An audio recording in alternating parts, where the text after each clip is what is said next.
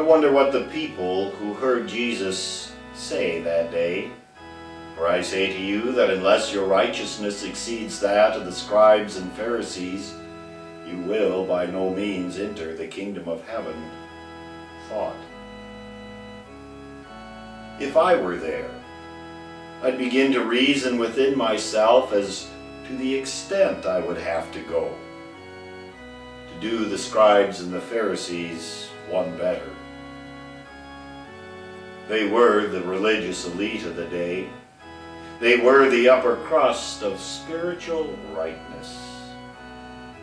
They knew the law, probably backwards and forwards, and were in constant discussion of the finer points of the law amongst themselves, and no doubt with the lawyers as well. They had taken the law of Moses, and had read and studied the prophets, and had figured out what to do and what not to do in any given situation, and had written it down.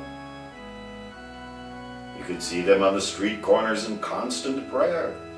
You could see them entering the temple and giving alms to the poor. I have no doubt they brought many sacrifices to the temple as well, so they could fulfill the righteous requirements of the law to the nth degree, and were always looking to go beyond that degree as well. They were so righteous, well, so self-righteous, that they had no time for the lower ranks of society, and in order to keep themselves pure and free from any hint of unrighteousness, they would not associate with them.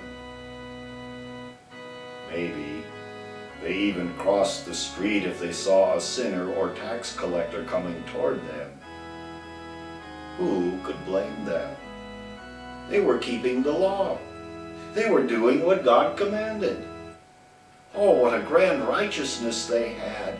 It was God ordained. It was the law of God after all. Who would fault them? Such was the righteousness of the scribes and Pharisees, and such is the righteousness of anyone who would be righteous using the law as their basis.